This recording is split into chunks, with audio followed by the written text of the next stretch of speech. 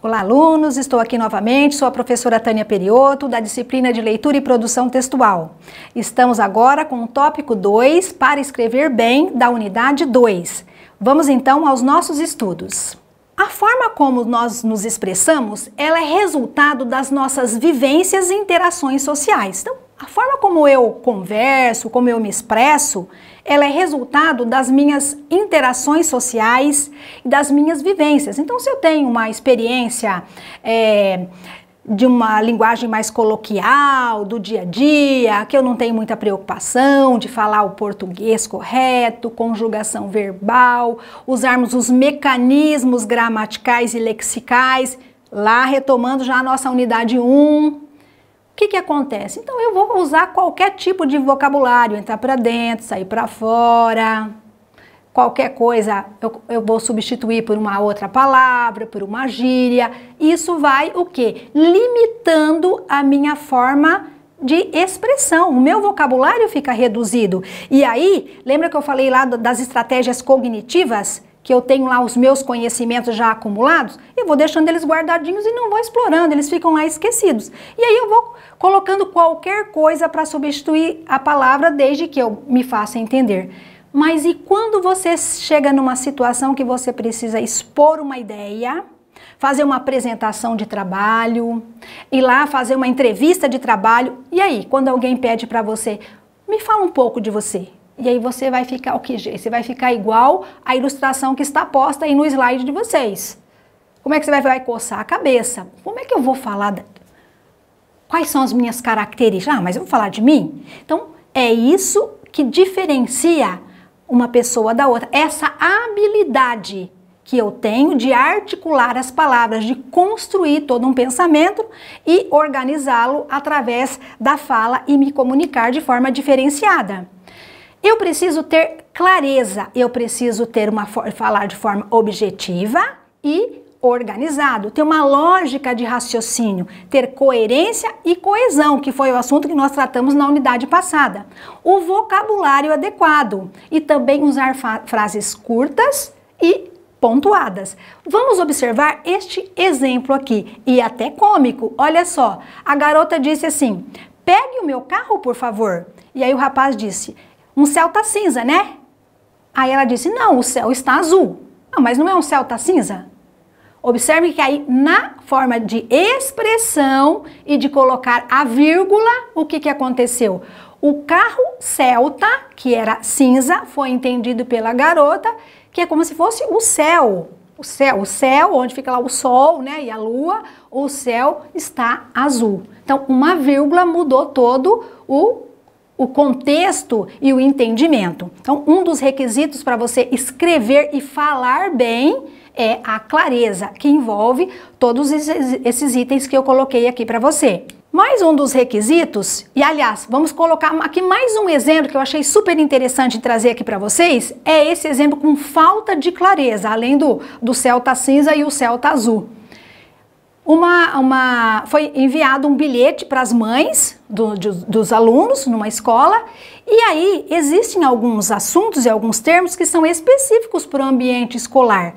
E aí dentro desse texto houve uma confusão tão grande que houveram mais perguntas do que as pessoas ficaram sabendo. Então mandaram avisar que os alunos do primeiro e do quinto ano, ao quinto ano, estavam participando de um projeto de leitura e que a escola havia escolhido o mês de abril por ser um mês onde se comemoram algumas datas especiais, como o Dia Internacional do Livro, o Dia Nacional do Livro, e aí que eles iriam fazer uma paradinha para poder dar sequência nesse projeto. E aí passaram tantas informações de como isso ia acontecer, que ela foi desnecessária. Então, o excesso de informação provocou vários questionamentos, ou seja, a falta de clareza, o excesso de informação complicou aquele bilhete. Então, ele causou mais questionamento como... Quem vai participar desse projeto? São os alunos do primeiro ao quinto ano? Ou somente os alunos de qual segmento? Porque naquela escola eram chamados de segmentos, ou não ano ou série. Agora, será que todo mundo conhece essa terminologia? Segmento, ano, série, ciclo escolar? Percebe então que muitas vezes você, na hora de dar tanta explicação, ela se torna desnecessária e causa mais transtorno. Então, a falta de clareza também pode ser o excesso de informação mal colocada e para um contexto que não está sendo direcionado. Uso de linguagem formal. Quando eu vou usar a linguagem formal? Quando eu for tratar com alguma autoridade ou pessoa que merece destaque. Aí eu tenho os pronomes de tratamentos. Excelentíssimo, senhor, senhora. Então, hoje é muito comum alguém chegar, você. Se você não tem contato com aquela pessoa, não tem um relacionamento próximo, ela é um gerente, ela é uma autoridade, ele é um diretor, ele é um médico, você não tem essa intimidade. Então, como é a forma que você vai se relacionar? Ou vai escrever ou vai falar? Então, é o senhor, é o senhora, dependendo da autoridade, do grau de autoridade, então você vai procurar um pronome de tratamento adequado. Então, a linguagem formal é um dos requisitos também para se escrever bem. Nós temos linguagem formal e linguagem informal. Vamos observar este exemplo aqui. Olha só, linguagem formal. Vejo que o nobre companheiro achou a goiaba. Sim, olha só. E o que acontece lá? Nós temos lá, olha, e o outro também responde de uma forma, olha, o distinto se refere um nobre companheiro e o outro o distinto. Uma linguagem formal. E já o outro senhorzinho lá tem uma linguagem mais coloquial do dia a dia do interior e ali está numa forma de sátira, até chamando a atenção lá para quem fica muito no Facebook e não está preocupado da forma como escreve. E muitas vezes dá lá o que acontece? Se complica, né? Às vezes vai fazer uma crítica, fala, não sabe nem escrever. Troca as palavras, esquece R, esquece L, como está colocado aí no exemplo, só para destacar e chamar a atenção de vocês. Nós temos também a concisão. O que seria essa concisão das ideias? É, mais uma vez, evitar os excessos. Eu tenho num primeiro exemplo que está colocado aqui para vocês. Olha só, tem um primeiro exemplo que está sendo comparado. A Escola Municipal Fernão Dias disse que, por meio de um comunicado, queria convidar todos os alunos para o encerramento, ia ter um baile e cada aluno iria receber um convite individualmente. Então, esse excesso poderia não ter acontecido se a frase fosse organizada da seguinte forma: todos os alunos da Escola Fernão Dias estão convidados a participarem do baile de encerramento do ano letivo. Então, se são todos os alunos, então todos irão receber o convite. E o convite é lógico que vai ser individualmente. Então, esse exagero é o que se tornou desnecessário. Então, a concisão das ideias de uma forma reduzida e clara. Mas como eu vou fazer isso, professora?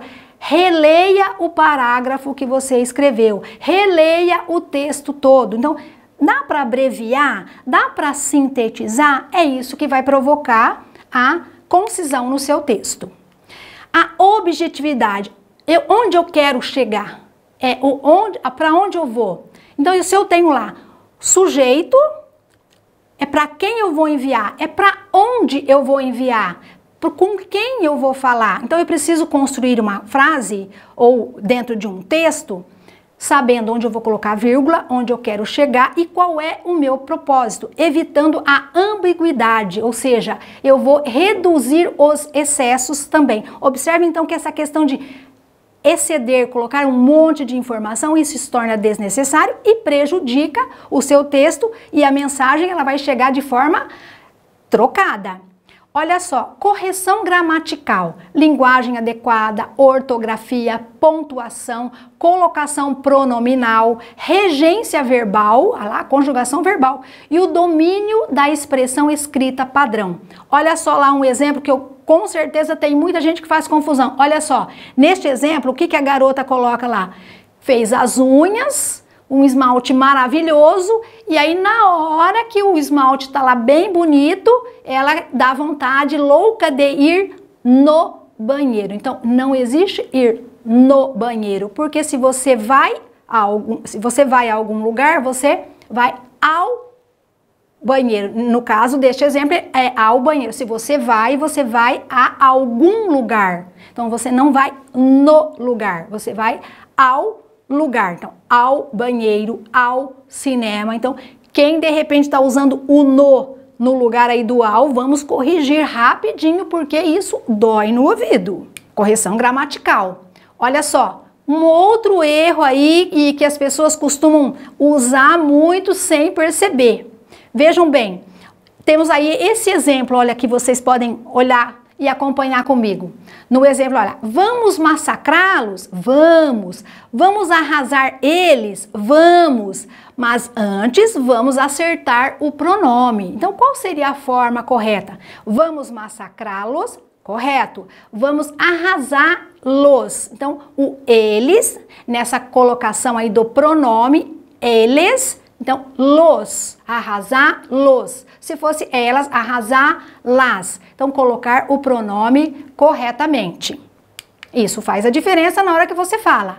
Então, quando você vai elaborar o seu texto, você também pode fazer uso de ferramentas. Essas ferramentas pode ser a metáfora, as comparações metafóricas e as analogias.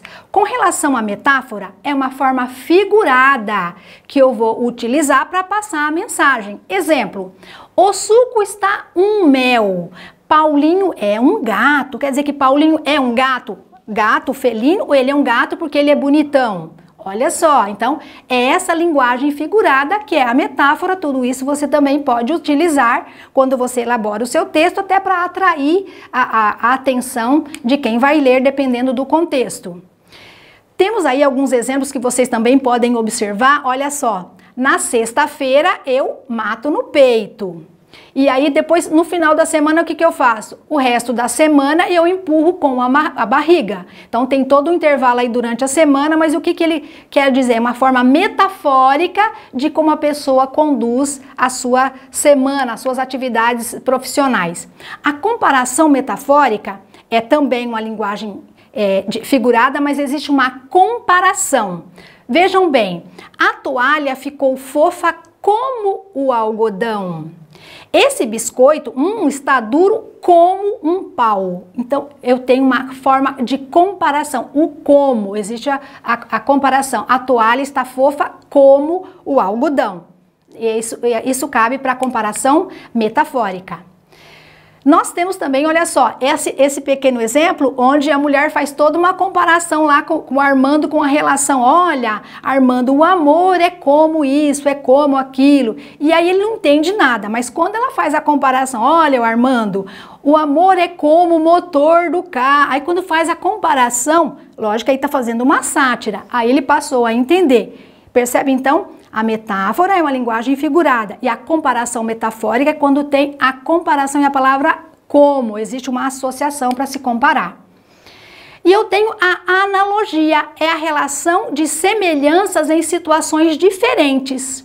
Olha só, pimenta no olho do outro é refrigerante, então é só uma comparação. Então, pimenta é ardida? Nossa! E agora se colocar no olho?